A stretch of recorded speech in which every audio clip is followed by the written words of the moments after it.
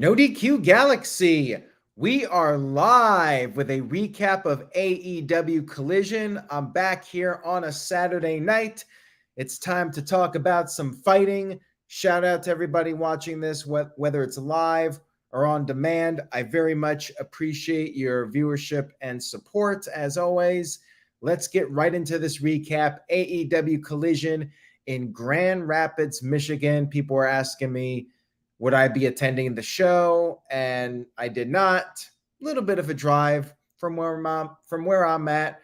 It's about 2.5 hours. A little too far for my liking. I would prefer to drive maybe 45 minutes max to a show, but that's just me personally. This was Rob Van Dam territory. There were lots of RVD signs in the crowd for this show. We had our opening match, which was a triple threat for the TNT Championship. Darby Allin, Christian Cage, and the champion, Luchasaurus. Now, Christian immediately went to the outside of the ring. He had no intentions on fighting.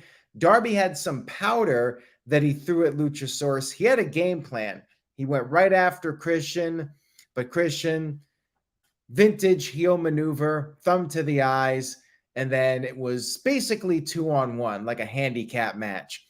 Christian and Luchasaurus worked over Darby, but Darby managed to make a comeback. He came off the top with a coffin drop to both guys on the outside of the ring. And then back in the ring, Christian grabbed the TNT title, tried to use it, but he missed. And then Luchasaurus chokeslammed Darby. Luchasaurus saw the championship in the ring. He grabbed the title, and the announcers were making it very clear that this was the first time Luchasaurus, the champion, actually got to hold his title, because from the moment he won it, Christian was acting like he was the champion. Christian got in the ring. Fans started chanting, "That's your belt," at Luchasaurus. Christian wanted it, and Luchasaurus reluctantly gave it to him. Darby Allin took advantage of this, and he did hit the coffin drop to Luchasaurus, but Christian threw Darby out of the ring and pinned his buddy Luchasaurus to become officially the TNT champion. After the match was over, a little tease of maybe a breakup, but Luchasaurus ended up forgiving Christian. They hugged, and Luchasaurus hoisted up Christian on his shoulders. So all is well for now with Luchasaurus and Christian. I like the angle with Christian really winning the title and stealing it basically from Luchasaurus. The only negative, of course, is that it's yet another title change. We've talked about the TNT title being the hot potato title, and we've had yet another title change.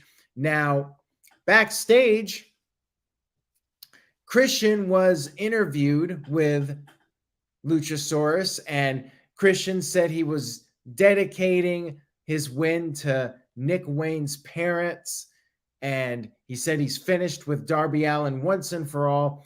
But Tony Schiavone revealed that, according to Tony Khan, there will be a title match at the Wrestle Dream pay-per-view coming up in Seattle. Christian versus Darby Allin in a 2 out of 3 falls match. Now, Darby Allin is a Seattle guy, and AEW is known for putting over guys in their hometown, unlike WWE. Looks like we're getting yet another title change. One would think that Darby is going to win this in Seattle. So yeah, they're hot potatoing the title. I'm not really sure what they're doing here, but should be a really good match with those guys. should have a lot of heat. And it was a creative way to get the title off of Luchasaurus, who really should not be getting pinned by Darby Allin or really anybody. The guy is massive. Like, he should be running through pretty much everybody on the roster, but we know that's not going to happen. We had a tag team match. Holla, holla, holla. We had Hook and Rob Van Dam going up against Matt Menard and Angelo Parker. Pretty much what you would expect. RVD came in, did some of his signature moves. Crowd chanted, "You still got it." 2.0 did get in a little bit of offense. They worked over Hook for a while. RVD came in with the hot tag, and then Jake Hager, he still has a role in AEW. Not sure what they got for him besides being a manager at this point. Hager came in with a chair. RVD kicked it in his face, and then Hook applied the red rum to Parker, and then RVD came off the top with the frog splash. 5-star frog splash, pinned Matt Menard. It was very much what you would expect going in. Cool to see RVD gets a little moment in his neck of the woods, Battle Creek, not too far from Grand Rapids. And yeah, it was fine for what it was. We had a Dark Order vignette. They're heels now. I really don't care. They're basically saying they're good. They're here for everyone. Don't really care. Dark Order has, in my opinion, long since passed its expiration date. We had a promo from the Kingdom, and they said it's Neck Health Awareness Month, because Roderick Strong has the bum neck. And they vowed to beat the Best Friends on next week's Collision. That's going to be going up against the NXT show. Might be a tough night for AEW. Maybe not quite as much as going up against the main roster shows. We had Julia Hart going up against Kiera Hogan, and this was originally supposed to be Willow Nightingale, but Willow was attacked, and they're doing the match next week. Not sure what happened with Willow in real life, but not on the show as advertised. We had this match instead, and I think everybody pretty much assumed that Julia would be picking up the win here. And sure enough, she did. It was somewhat competitive. Kiara got in a little bit of offense, but not much. Julia won by submission.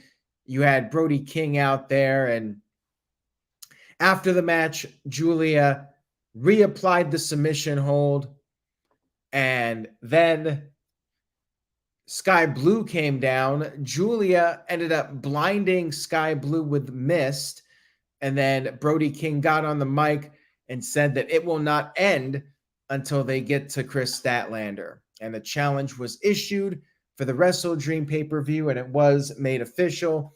Chris Statlander will defend the TBS Championship against Julia Hart at Wrestle Dream.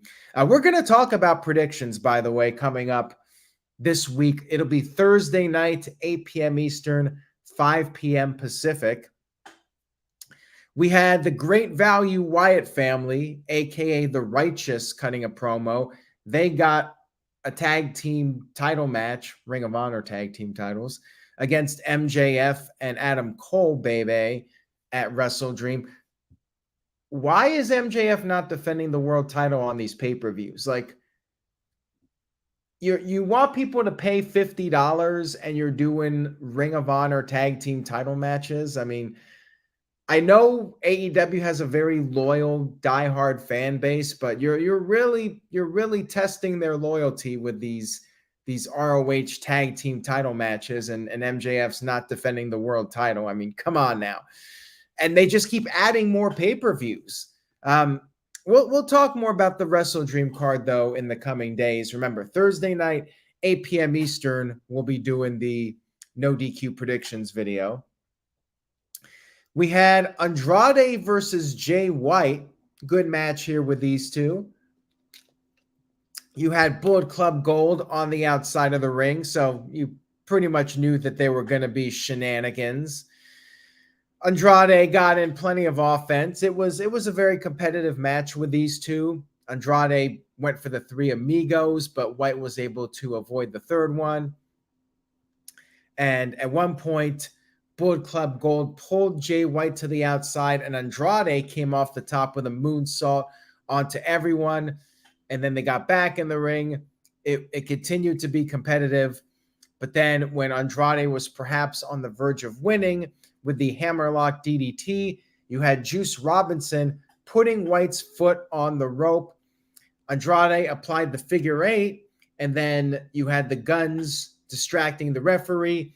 Juice Robinson got in the ring, and he hit Andrade with his clipboard that he had, and it was elementary for White at that point. He picked up the win with the Blade Runner. It was a good match, but with the Bullet Club Gold, whatever they're called out there, the Gun Club, not even sure what they're called at this point, but those guys were all out there interfering. You knew that there was going to be some interference, and there was quite a bit. And next week, Andrade will go after Juice Robinson. So Juice Robinson will likely be putting over Andrade. He'll be able to recover from this loss to Jay White. We had a video package for Ortiz and Santana. Looks like they're feuding now. Don't really care that much, quite frankly. I know they're trying to play up the real life issues in this, but I really don't care that much. And we had Shane Taylor, who is starting to get a push in AEW, and he cut a promo on Keith Lee. He said if it benefits his family, he will put Keith Lee in the ground. Damn, that's rough. And before that, though, Keith Lee will have to get through Lee Moriarty. Something tells me he will, to set up that match. We had Aussie Open on commentary for FTR versus the Workhorsemen in a match that probably went about 6-7 minutes longer than it needed to. And I'm not even sure if it was that long of a match, but this should have been a 2-minute squash. Like, I know you're trying to give some of the more unknown talents a chance to shine, and DJ Drake, whatever his name is, he did a moonsault off the top, which the crowd was really impressed with because he's a big guy. They chanted "Holy shit!" and it was cool, but I mean, come on now. No chance in hell these guys had any shot at beating FTR, and it's basically a squash match that you're dragging out to 6 or 7 minutes. So did not really care too much about it. FTR did get the win, of course, with the sharpshooter. Dax got the submission win. And then after the match, Aussie Open, and I mean, Aussie Open, they're not winning the titles from FTR, I don't think. They got in the ring, said it's going to be the fight of their lives, and they're going to prove that they are everything they say they are. And Dax wants the best version of them showing up. He doesn't want them coming in and not giving the best performance possible. So we'll see if this is going to be a sleeper match. I mean, it probably will be great. I mean, Aussie Open, they do have their fan base outside of the United States, but I don't really have any investment in them at this point. So if they can pull out a match of the year contender, I might start caring. We'll see. Matthew sent in a $2 super chat. He was at the show. He says, just left, great show. Grand Rapids crowd wasn't great. Definitely not the best AEW crowd as far as the loudness went, but they did react to some things. They chanted "Holy shit" for DJ Drake. I mean, there you go. And they did chant "This is awesome" a few times. And, they were into Bryan Danielson. We'll get to that here in just a moment. We had an interview backstage with CJ, who is CJ Perry, formerly Lana. They're just calling her CJ now. And she was asked, why is she in AEW now? Why did she resurface after 2 years? And she said that her husband has lost his way.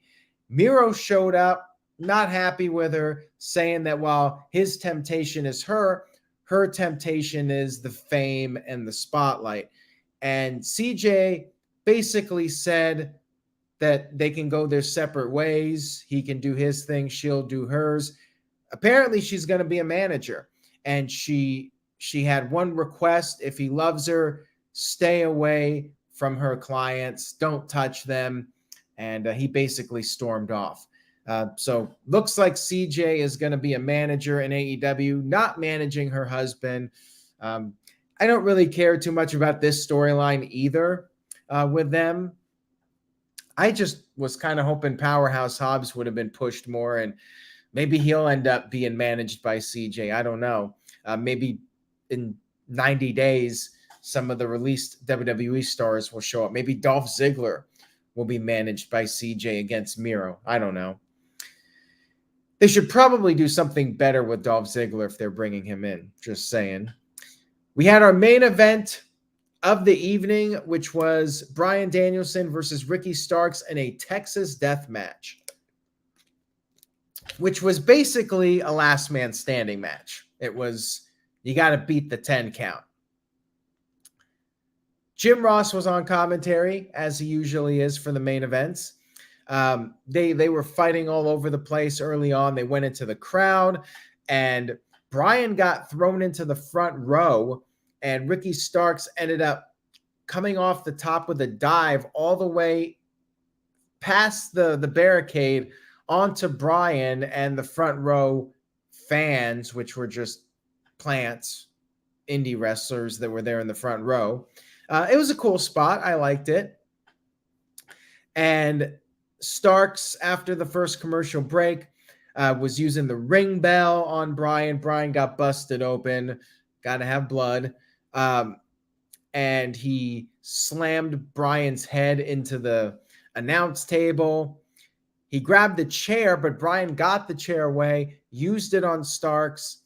And then we had another commercial break. Starks hit the spear, choked out Bryan with a steel chain, and Bryan barely beat the 10 count. Bryan recovered. He applied the label lock, and then he wrapped the chain around Starks' neck, and Starks somehow managed to fight out of this. They traded blows. Bryan then hit the running knee to Starks. Stark had the chair, so the chair went right into Starks' face. Starks got busted open. Bryan started kicking his head in. Starks spit in Bryan's face, so Bryan wrapped the steel chain around his knee, delivered another running knee, and Starks was unable to beat the 10 count. Really good match here with these two. Very intense main event. No surprise Bryan won, though. Like, he's going up against Zack Sabre Jr., and he beat Okada, so you can't really have Bryan losing any matches at this point. But Starks looked good. Definitely had a strong showing here. After the match was over, Big Bill and Yuta came in to check on their respective teammates. And the show went off the air with maybe a tease that Ricky Starks wanted to make peace with Bryan. Like, he was going over towards Bryan, and Big Bill had to hold him back. So maybe Ricky Starks is going back to a babyface. I don't know. Overall, show was pretty solid. Like, main event was great. Like, if you're going to check out anything from this show, I mean, main event, definitely worth watching. The opening match, he had a title change, and it was an interesting match. And then the Jay White Andrade match was pretty good. Rest of the show I thought was filler, but overall, a good show. I would give it a B. I think it was an entertaining 2-hour show. Not sure how much longer I'm going to be recapping Collision. I know I said that last week. Next week, we got the NXT pay-per-view, so I will be covering that instead. I'll be on here afterwards to recap the show. And from that point on, again, it'll be a week-to-week decision if I decide to keep doing the Collision recaps or not. But thank you to everybody for tuning in. I definitely appreciate it. And please keep spreading the word about NoDQ.com. We're going to be doing predictions for both Wrestle Dream and No Mercy Thursday night, 8 p.m. Eastern, 5 p.m. Pacific. So check that out.